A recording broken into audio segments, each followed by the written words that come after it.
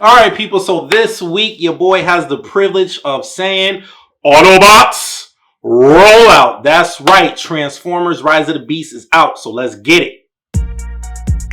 Welcome to the Kaiba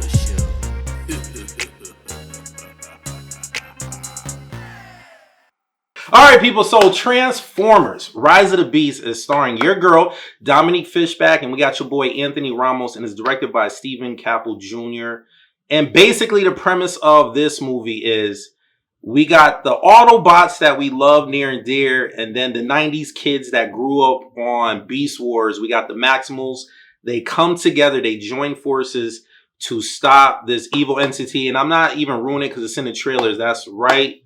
We got Unicron. Your boy Unicron is in here. So that's pretty much the gist of the story. They got to stop Unicron. That's it. That's all I'm going to say. And let's get straight into it. Now, I'm pretty much all of us are in agreement that the Mark Wahlberg Transformer movies, I believe there's two of them that he made, they weren't good.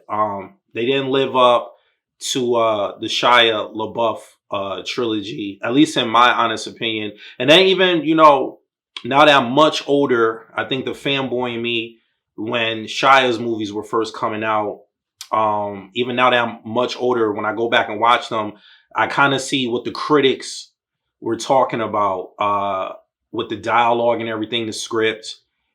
So, Michael Bay, he gets a bad rap. He's just all action, doesn't know how to develop a good story. So even now, like watching Transformers 1, 2, Darker Than the Moon, the third movie, I kind of see what critics and other people on the internet kind of talks about when it comes to Michael Bay's style of directing. But I'll choose Shia LaBeouf's movies over the Mark Wahlberg's any day. The Mark Wahlberg movies were pretty much one and dones with me. I never revisited them. Like I said, I believe he made two. That's how much that I don't like his movies. That I can't even remember if he made one or two, but I believe there's two movies that he made in the Transformers franchise. And I didn't kind of get back into the franchise until Bumblebee.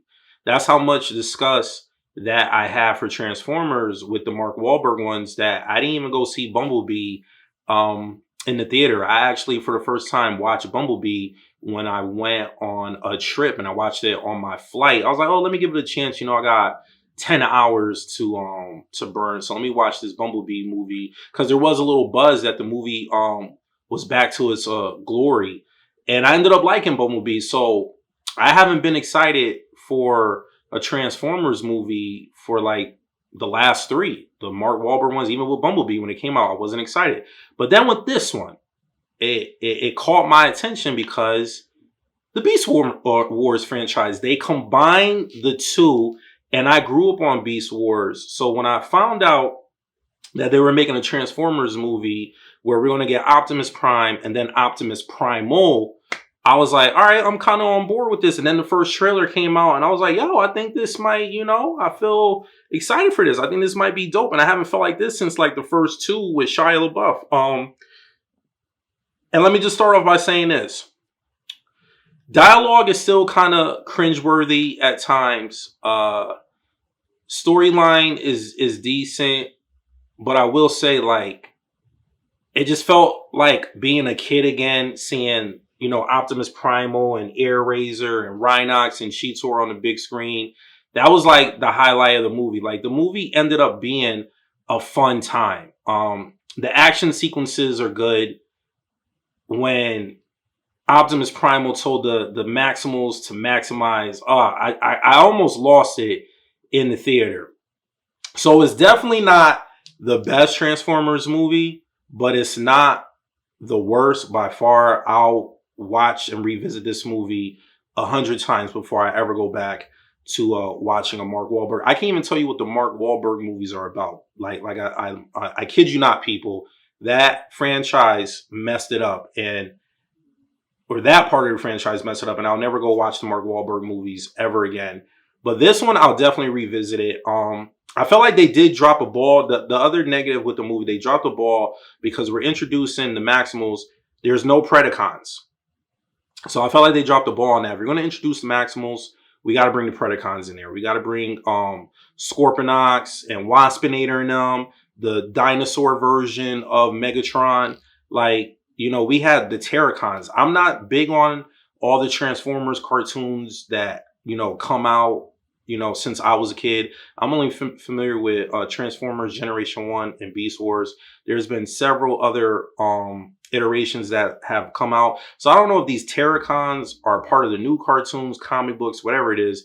But even if that's so, why are we introducing them? Like, we got the Maximals.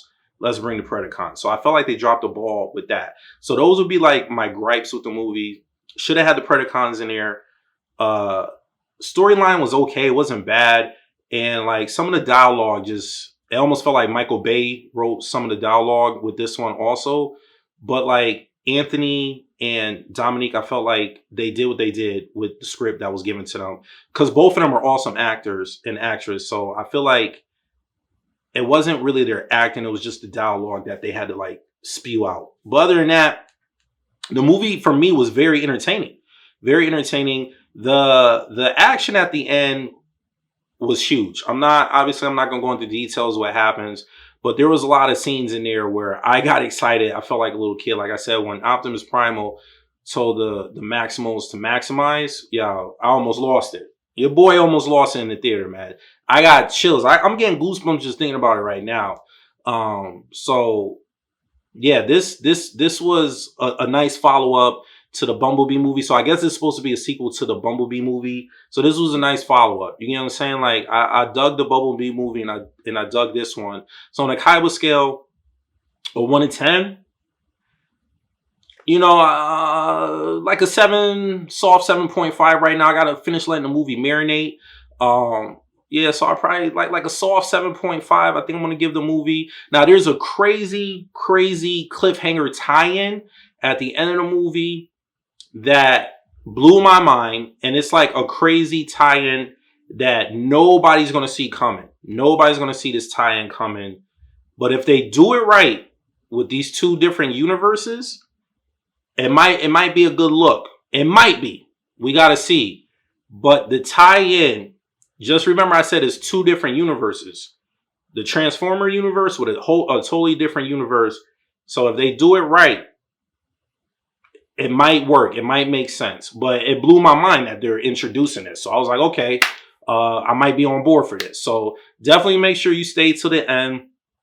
But this tie-in is like the very end. So it's like before any end credit scenes. So yeah, go check this out, you know, this weekend. Kaiba scale, 1 to 10, I'm gonna give it a 7.5 as of right now. You know, I gotta finish letting the movie marinate. So you guys know the drill.